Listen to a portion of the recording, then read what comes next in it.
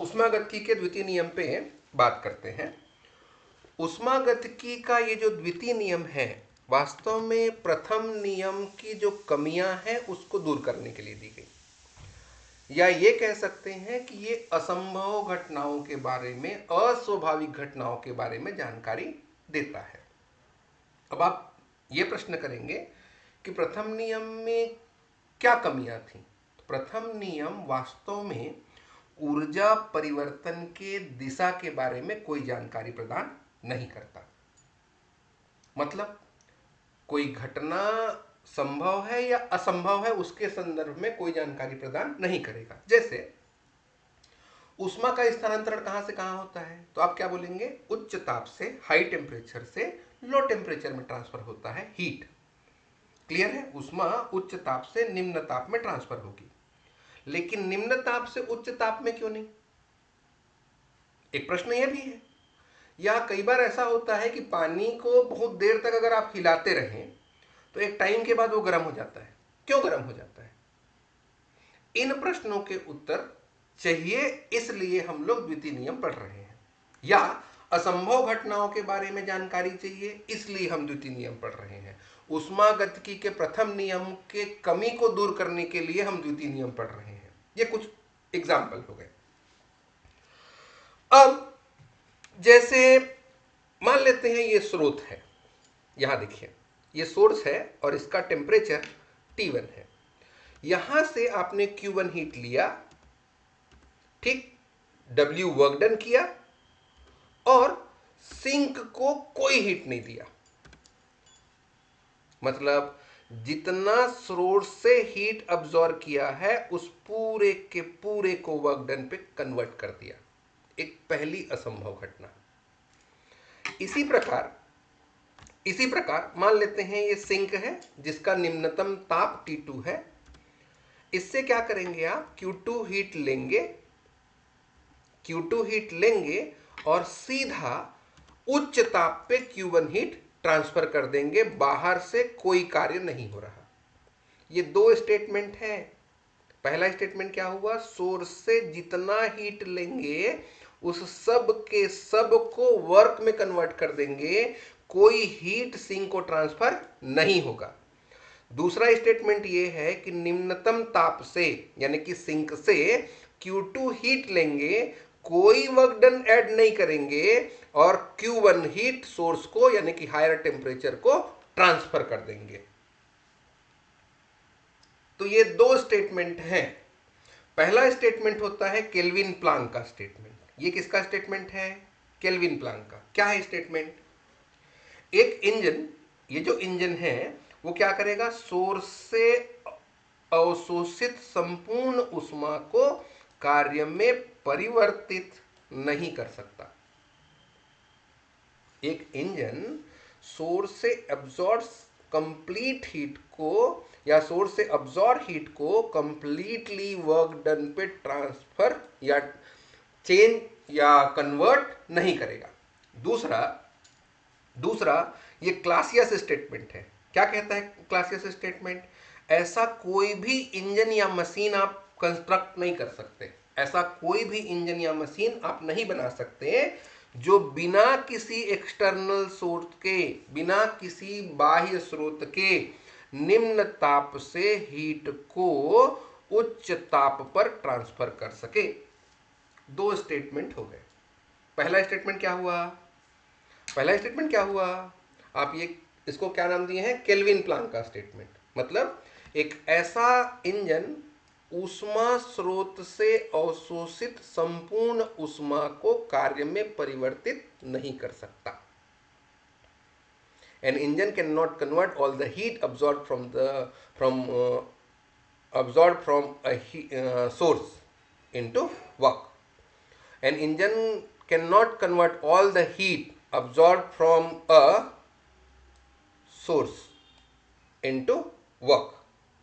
दूसरा क्या हुआ, क्लासियस स्टेटमेंट है। ये क्या कहता है कि ऐसा कोई भी स्वचालित मशीन नहीं बना सकते आप जो बाह्य स्रोत से सहायता लिए बिना कम ताप यानी सिंक से, कम ताप वाली वस्तु से स्रोत अधिक ताप वाली वस्तु को ऊष्मा स्थानांतरित कर सकें. It is impossible to construct any automatic engine that can transfer heat from an object of lower temperature to an object of higher temperature without assistance from an external source. दोनों इंजन को याद रखना, पहला वाला source से Q1 heat लेगा, पूरा का पूरा वर्क में चेंज नहीं कर सकता.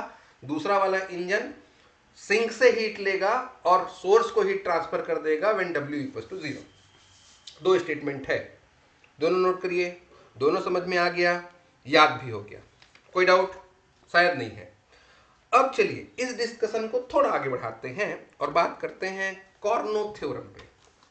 कॉर्नो इंजन पढ़ा, बात करते हैं कॉर्नो थ्योरम की. कॉर्नो थ्योरम वास्तव में क्या कहता है कि आपका जो ये कॉर्नो इंजन, कॉर्नो प्रमेय में आप कॉर्नो इंजन के बारे में पढ़ेंगे. कॉर्नो इंजन वास्तव में वो इंजन है जिसकी एफिशिएंसी अभी तक ज्ञात जितने इंजन है सबसे ज्यादा होती है.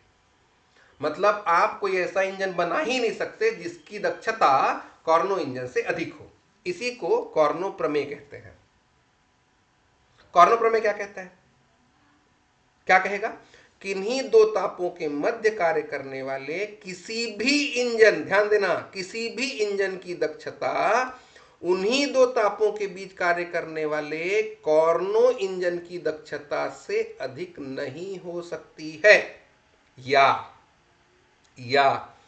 किन्हीं दो तापों के बीच कार्य करने वाले कॉर्नो इंजन की दक्षता क्या होती है? समान होंगी. लेकिन कार्यकारी पदार्थ चाहे कुछ भी हो, कोई फर्क नहीं पड़ता. पेट्रोल हो, डीजल हो, हीट हो, वेपर हो, स्टीम हो, कुछ भी हो, फर्क नहीं पड़ेगा. अगर कॉर्नो इंजन है तो एफिशिएंसी समान होगी और आप जो इंजन बनाएंगे उसकी दक्षता कॉर्नो इंजन की दक्षता से कम ही होगी. ये है आपका कॉर्नो थ्योरम. ठीक है. एफिशिएंसी ऑफ इंजन, ये देखो, working between any two temperature can not be greater than the efficiency of Carnot engine. Working between the same temperature, ये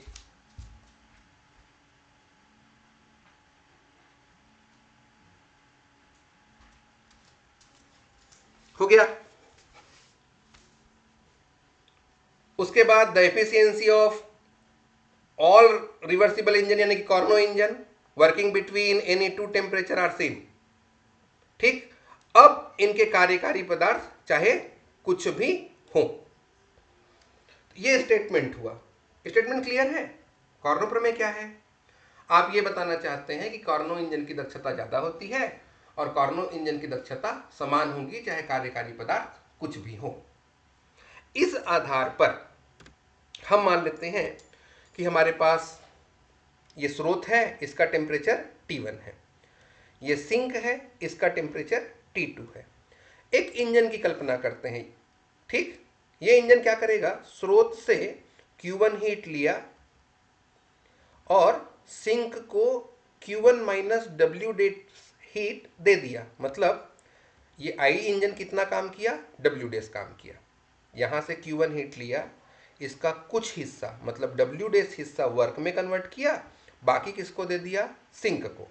एक इंजन और इमेजिन करिए जो इससे हीट लिया, सिंक से हीट लिया, हीट लेने के बाद इसमें W वर्क डन ऐड किया. इसमें ध्यान रखना, इसको हटा देना.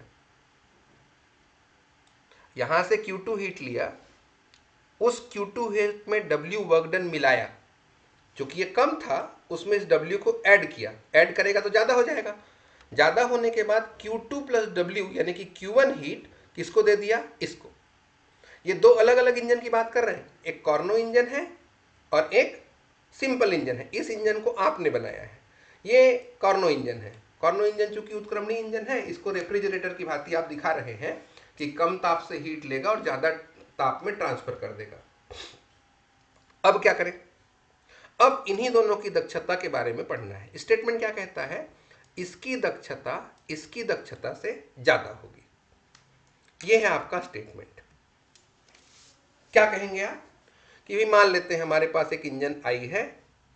I इंजन स्रोत से Q1 ऊष्मा लेगा, W डेस कार्य करेगा, W डेस कर दीजिएगा इसको, और शेष Q2 ऊष्मा सिंक को दे देता है. फिर आप क्या बोलेंगे? इसी तरीके से एक कॉर्नो इंजन है C जो सिंक से Q2 लेगा उसमें W वर्क डन मिलाएगा और बाकी ऊष्मा स्रोत को ट्रांसफर कर देगा। इसका मतलब आपका कहना है कि कार्नो इंजन की दक्षता किसी भी इंजन की दक्षता से अधिक होती है। इसको प्रूव करने के लिए हम लोग उल्टा लेते हैं। हम लोग ये मानते हैं कि ईटा आई कार्नो इंजन की दक्षता से ज़्यादा है। मतलब आपने जो इंजन बनाया उसकी दक्षता कार्नो इंजन की दक्षता से ज़्यादा है। हम ये मान के अपना कैलकुलेशन शुरू करते हैं। देखिए, दक्षता अगर निकालनी है तो आपको पता है कि अगर दक्षता इसका ज़्यादा है, मतलब यहाँ जो कार्य ये निकलेगा वो ज़्यादा कार्य होगा कंपेरिजन टू W। W डेस का मान W से ज़्यादा होगा। क्यों भाई? दक्षता इक्वल टू W/Q1 बोले थे ना आप। तो जिसका W ज़्यादा होगा उसकी दक्षता ज़्यादा होगी। दक्षता ज़्यादा कहने का मतलब क्या? कम खाया ज़्यादा काम किया, कम ऊष्मा लेगा ज़्यादा कार्य करके देगा, कम खर्चे पे ज़्यादा, उसकी दक्षता तो अधिक बोलेंगे ना। और पता चले कोई ज़्यादा ले तो रहा है और दे कम रहा है तो उसकी दक्षता कम होगी। मतलब हम एक ऐसा मजदूर रखेंगे अपने घर पे या अपने खेत में काम करने के लिए जो अच्छा काम करता हो, तो W डेस का मान क्या हुआ? W से ज्यादा, मतलब इसके द्वारा किया गया कार्य इसके द्वारा किए गए कार्य से अधिक होगा। इसके हिसाब से अब बात करते हैं स्रोत को दी गई कुल ऊष्मा कितनी है। डायग्राम आपने ड्रॉ कर लिया है ना। स्रोत को दी गई कुल ऊष्मा निकालनी है। दी गई ऊष्मा स्रोत को दिया कितना आपने, है ना, और लिया कितना आपने। तो स्रोत को दी गई कुल ऊष्मा कितनी? Q1 minus Q। Q1 लिया था और कार्नो इंजन ने Q1 दे दिया, तो टोटल कितना मिला? 0। न फायदा न नुकसान। इसी तरीके से अगर सिंक की बात करें, सिंक से ली गई कुल ऊष्मा, देखिए आई इंजन ने उसको दिया है, कितना दिया है? Q1 माइनस W डेस। और कितना लिया है? Q2। इसको कैसे लिखें? देखिए, Q1 माइनस W लिया, कौन लिया? C। कार्नो इंजन ने Q2 लिया, उसमें W मिलाया, Q1 बना। तो Q2 की वैल्यू कितनी? Q1 minus W।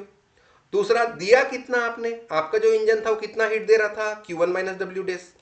अब इसको सॉल्व करें अगर, तो ये Q1 माइनस W और ये माइनस Q1 और माइनस माइनस का प्लस W डेस। तो Q1 और Q1 कैंसिल हुआ, क्या बचा? W डेस माइनस W। ध्यान से समझिए, W डेस W से ज्यादा है। कुल कार्य कितना होगा फिर? पहला इंजन के लिए कार्य कितना निकला? W डेस। दूसरे इंजन के लिए कार्य कितना निकला? W। तो W डेस माइनस W।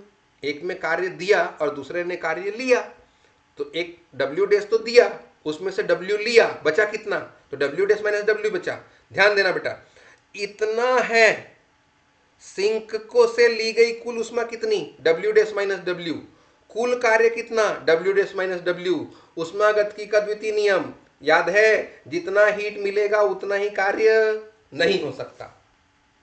लेकिन आपका स्टेटमेंट क्या दिखा रहा है? जितनी ऊष्मा ली गई उतना ही कार्य मिल रहा है। मतलब ये ऊष्मागतिकी के सेकंड लॉ के अगेंस्ट है। आपने जो माना है, आप क्या माने हैं? आपने कहा कि हमारे इंजन की दक्षता कार्नो इंजन की दक्षता से ज्यादा है, ये माना। इसको मानने से नुकसान ये हुआ कि जितना हीट आपने लिया उतना ही वर्क डन दिख रहा है, जो ऊष्मागतिकी के द्वितीय नियम के अगेंस्ट है। ऊष्मागतिकी के द्वितीय नियम के अगेंस्ट है, नहीं है। इसलिए ये कहना कि हमारे इंजन की दक्षता कार्नो इंजन की दक्षता से अधिक होगी, ये आप नहीं कह सकते। मतलब ये सही है। ये है आपका कार्नो का प्रमेय। क्या क्या प्रूव किए याद है? प्रूव क्या क्या किए हैं? सब क्लियर है? एक इंजन आई लिया, सोर्स से Q1 लिया, W डेस वर्क डन किया, Q1 माइनस W डेस Q2 को दिया। दूसरा कार्नो इंजन को रेफ्रिजरेटर बना दिया, सिंक से Q2 हीट लिया, उसमें W कार्य मिलाया, Q1 हीट सोर्स को दिया। आपने कहा कि सोर्स को कुल कितनी ऊष्मा दी गई? तो आपने कहा 0, क्योंकि Q1 लिए थे, Q1 दे दिए। सिंक के लिए आपने कहा कि Q1 माइनस डब्ल्यू हो रहा है C के लिए, और I के लिए हो रहा है Q1 माइनस डब्ल्यू डेस। तो कुल कितना निकला? डब्ल्यू डेस माइनस डब्ल्यू, मतलब कुल ली गई ऊष्मा कितनी? डब्ल्यू डेस माइनस डब्ल्यू। कुल किया गया कार्य कितनी? डब्ल्यू डेस माइनस डब्ल्यू। मतलब जितनी ऊष्मा ले रहे हैं उतना ही कार्य कर रहे हैं, जो ऊष्मागतिकी के द्वितीय नियम के हिसाब से गलत है। और अगर गलत है तो हमने जो माना था वो भी गलत है। क्या माना था आपने? आपने कहा था कि हमारे इंजन की दक्षता यानी कि साधारण इंजन की दक्षता कार्नो इंजन यानी कि उत्क्रमणी इंजन की दक्षता से अधिक होती है। ये गलत है। इसका मतलब सही क्या है? ये सही है। बोलिए, समझ में आ गया?